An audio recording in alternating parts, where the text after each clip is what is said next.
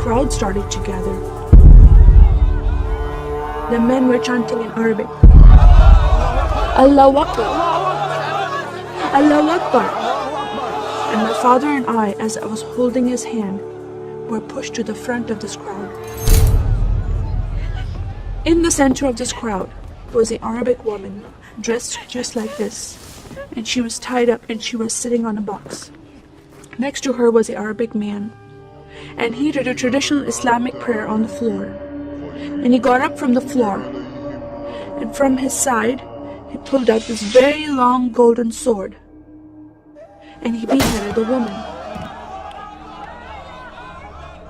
My legs are shaking, and my heart is going fast. And my father said, if you don't listen to the teachings we're instilling in your life, this will happen to you one day.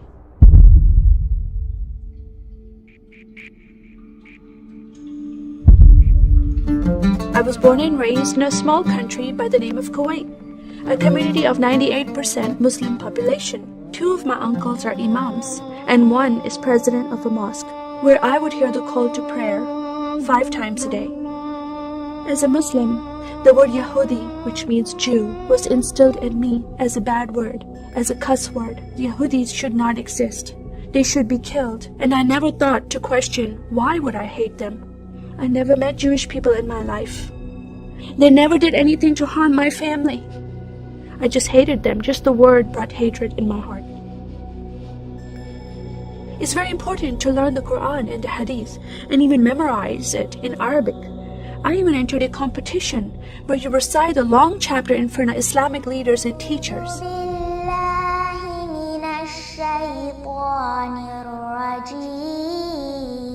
And I came 2nd place. I thought I did a good job. But my father said, no, that's not good enough. Most of my life for me, it was alone, by myself, broken person, in need of love from my family, but I never received it from them. I tried to experience this love from Creator God, from Allah. In my prayer times, I lifted up my hands and I cried out to Allah for help. Please have my father stop beating my mother. Please have my father stop beating me. But no help came.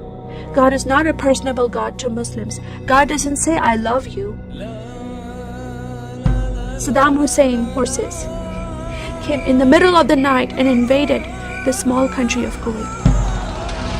And then they came to my city and they destroyed property and they looted people's home and they stole possessions and they killed the men and they raped the women. Then we were granted asylum status to stay in the US.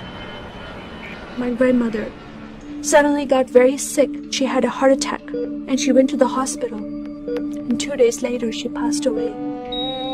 I was devastated because I lost my best friend. And this lady approached me and asked me if I was okay. And I said, no, Paula, my grandmother died. And I just started to cry again. At that moment, I was hurting so much, only crying helped. And Paula came to me and put her arms around me and she gave me a hug. And then she asked me a question. Would you like to go to church with me? When I walked into this church, I experienced love from these people and acceptance from these people like I've never before. Fellowshipping together. They were men and women together. They didn't have to be separate. No one was judging each other. And they knew I was Muslim. They were so friendly to me themselves, accepting of me and loving of me. And that was really surprising to me. And for the first time in my life, I heard a message from the Bible. He started reading the message about Yeshua. When he walked into the synagogue, he was given a scroll from Prophet Isaiah, and he opened the scroll and he started reading that scripture. That the Spirit of the Sovereign Lord is upon me, because he has anointed me to preach the gospel to the poor. He has sent me to heal the broken heart and to proclaim liberty to the captive and freedom of sight to those who are bound, to proclaim the year of the Lord's favor. First time I heard these words of freedom and healing and liberty. I'm desperate to be freed from bondage. I was held captive in Islam and I wanted to be freed from that. I was blinded with so much hatred in my heart. The darkness broke from my eyes. The veil came off my heart. I knew the decision I was making to leave Islam is a big decision. By Sharia law, Islamic law, it is death penalty. But I'm desperate to know a living God. In that day, I gave my life to becoming a follower of Jesus. This is the God of Israel, God of Abraham, Isaac, and Jacob. And the nation of Israel is God's heartbeat. And I said, God, forgive me. I did not know I hated your people. I love the Jewish people because it's their God, their Messiah that I'm following, and He told me to love them.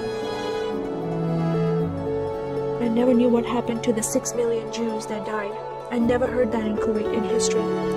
Now that I met Holocaust survivors, I know their story, and I shared my story with them. Your God, your Messiah, changed my heart, giving His life for me, so I can have life everlasting. He rescued me. He saved me. He came and brought joy in my life again. And I'm a blessed woman. And I start crying, and they start crying. And we are able to relate to each other, and they embrace me, and they love me, and they experience some healing, I believe, when they hear my story. That is a privilege to have that in my life. I am one for Israel.